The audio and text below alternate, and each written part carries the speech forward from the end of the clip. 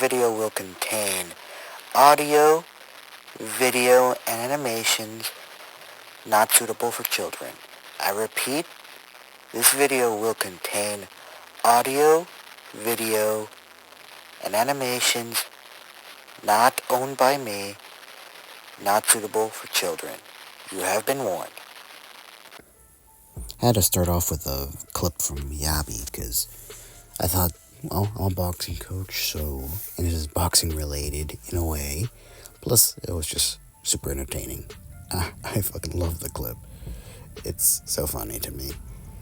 But anyway, the real reason for this video, and that is reviewing the fights between Adam Love and Adam 22, or not Adam Love, I think it's Jason Love and Adam 22. Because, I'm a boxing coach with a YouTube channel, and a former amateur boxer, so I'm like, why not do, reviews of boxing fights? As well as review the Andrew Tate fight. Why specifically these two? Because I hate these two for completely two different reasons, and I want to shit on them. So that's what we're going to be doing. Shitting on them. Under the review of a boxing coach reviewing their fights. And before I forget, like and subscribe, because that'll help my little tiny channel out a lot. Also, I'll be adding different, whether it be on the banner or in the descriptions, I'll be adding, ads and links to, not to the two specific people I'm talking about, because I don't like them, but to the ones I've, mentioned and stuff like that. For example, I mentioned Yabi. I added her little ad on the banner and in the descriptions. So if you want to go check her out or check anyone out that I mentioned, links in the description, and they'll also just occasionally pop up on the banner as well. And hope you enjoy this video. So first, context. Who is Adam 22, Leno the Plug, and Jason Love? Well, we have to talk about these three if we wanna. For any context for anyone who don't know who they are, because I'm reviewing their boxing fight. So first of all, this boxing fight is hosted by scumbag Aiden Ross, and is basically us, just like how Jake Paul did in his start of his boxing career, just, those celebrity boxing fights kind of things. That's what this basically is. And the celebrities involved are Adam 22, who is a currently failing podcaster of No Jumper, because apparently it ain't doing so good. He is also the husband of Corn Star. I'm going to say Corn because I don't know. I'm tiny, so YouTube could let me get away with it. But if I try to be big, maybe they'll look back and be like, you said that word. So I'm just going to say Corn Star. Leno the Plug, who probably every man knows who she is. And her co-worker, fellow Corn Star, Jason Love. So basically how this all started was basically Adam 22 was hit with the whole cuck label because he is married to a woman who is an adult film actress who performs sexual acts in her films with other men. And I don't know if there's any deeper lore behind this, but I believe the one Corn Star that she has been with that has been very thrown into the public's opinion on Adam 22 is Jason Love, a allegedly well-endowed, I haven't seen any of that shit, black man who is been filming a lot of current stuff with Leno the Plug. So, and apparently from what I heard from because I like to watch Young Don's videos. Apparently, Adam22, because from what he says from a friend of his, Adam22 is, in a way, kind of like, I don't want to say psychopathic or sociopathic, but he doesn't have emotions, or at the very least doesn't express them, while being narcissistic. So, this whole cuck thing really did mentally affect Adam22's pride, to the point where he started going on this like cringy tirade of being like, oh, let's do the Bachelorette, but instead of dating my wife, the winner fucks my wife. And all this other cringy shit, even like proudly calling himself a cuck too, and all of that. Making jokes about Jason Love to try to seem like he's not bothered by it, but he's clearly bothered by it. Doing pretty much everything other than the fact that he is married to an adult film actress who will keep on doing those types of scenes as long as she's in that industry. So instead of dealing with the real issue, which is that, and is in his clear wounding pride at the fact that the internet keeps clowning on him for that, he just decides to just roll with it. But anyway, so there is a clip. I'm not going to show it because I don't care about it. I don't want to collect any more footage that I need to describe this. But basically, he joked like some time ago about how he would never be in those like celebrity boxing fights, only to now be in a celebrity boxing fight, presumably for money because everyone involved is getting paid, and apparently from his own podcast is not doing too well money-wise. So yeah, he had to take the money to take the fight. So they are gonna fight each other, and I'm about to show you my reaction to it.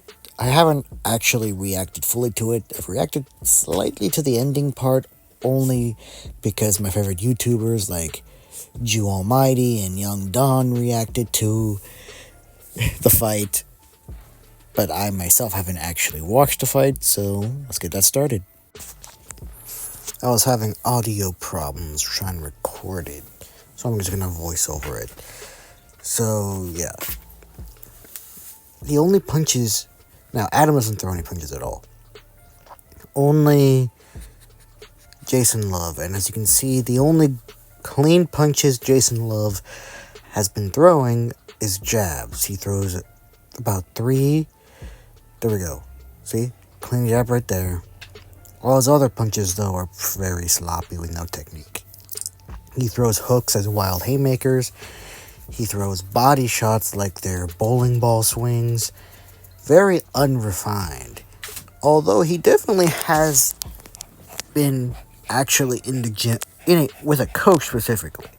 He's been in a gym with a coach because he was, as you saw in a second ago, he was switching his boxing stances from orthodox right-hander to unorthodox southpaw. He switched his stances. He threw a much more straighter right hand than before. And Adam is about to... Yeah, it's over for him.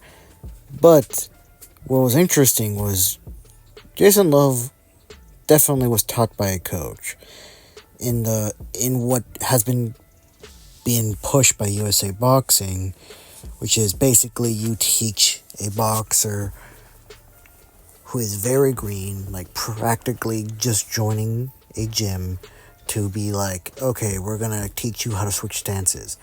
My team doesn't do that because what's the point of teaching a brand new kid who may not even spar or compete to switch stances? Like, what is the point of that? But look, his wild haymakers, his bowling ball swings, body shots, unrefined. His jabs, though, were definitely refined. Another bowling ball swing of a uppercut, clean jab. He's also switching stances. You can see he's southpaw right now and switches to right hand. He switches from orthodox right-hander to unorthodox southpaw to back to orthodox right hand. So, like I said, in USA Boxing, we've been pushing to teach this right away to newbies, when I don't believe in doing that. If you train a boxer up to competition and they reach a good enough level for you to believe they can switch right, then that's good. But you shouldn't teach it to a new person, because it'll just create confusion. For example, you saw there when he switched stances that he did not switch stances right away, almost like he forgot, wait a minute, I'm not normally a southpaw, let me switch back to orthodox. And I want to finish this up with showing the third person in this situation, because some of y'all probably want this eye candy. But yeah, as I was saying, Jason Love definitely was taught by someone. Adam wasn't. You can also tell in the fight too.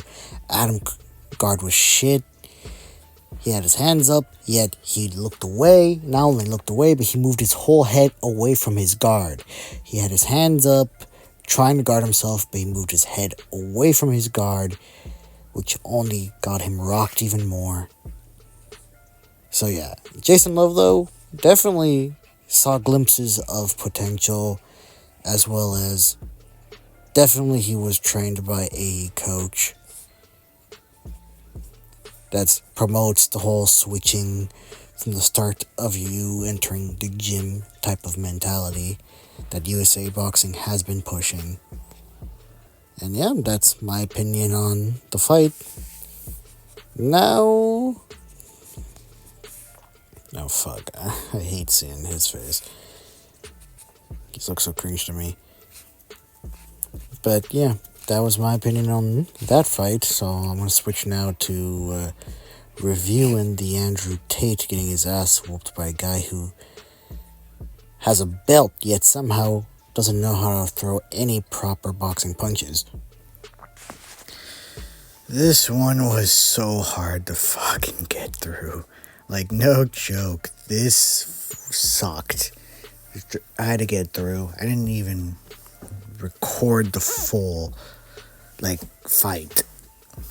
Not only did I pick a place that was very, very laggy in my point of view, but in my actual perspective, but the fight itself is so bad. Like, just look at Chase D'Amore right now. The guy doesn't know how to fucking box. Like, that jab is always down. He's constantly pawing at it. Like, he's constantly pawing at you, constantly. Which normally a ref wouldn't allow. His left hand is always down. You could easily get him with a hook, with an overhand right. Or just throw a barrage of 1-2s. But instead, nothing really that bad happens to him. Just look how bad he is. Like, he looks so bad. And Andrew Tate doesn't look any better. Now, I've said this before to a boxer of a different boxing team, that, because he asked me this random question, like, just out of nowhere, and I'm just like, so the question was, does being good at kickboxing make you good at boxing? And my answer to that is no. Normally in kickboxing, from what I've seen from those who transition from kickboxing to boxing, or even MMA to boxing, in the case of like a Conor McGregor, for example, in sports where you have more of a kickboxer mentality, whether it's actual kickboxing or MMA, punches are used as setups for what you're going to do next. So in the case of MMA, for example, a punch A jab can be set up for an elbow, or to get up close for a grapple, or for a kick. In kickboxing, obviously those punches are used as a setup for kicks. The knockout hits in kickboxing aren't always the punches, they're pretty much almost always the kicks. The punches are just the setup for the kicks. And I've seen also an amateur, because I'm an amateur boxer coach. I coach amateur boxing. I have seen a lot of, I've seen specifically, one of my girls that competed in a fight. She went up against a former kickboxer who apparently, if I remember correctly, wasn't getting much fights as a kickboxer, so her dad, who was also her coach, transferred her to boxing, and she got her ass kicked. She didn't really throw much punches. Why? Because in kickboxing, those punches are primarily used as setups for kicks. The power shot in boxing, your straight is your power shot. If you are an orthodox right-hander, your power punch is your straight right hand. If you are you may have power in your left hand for hooks and bodies, but it's your right hand that does have more power to it, because that's your dominant hand. Same thing if you were an unorthodox southpaw.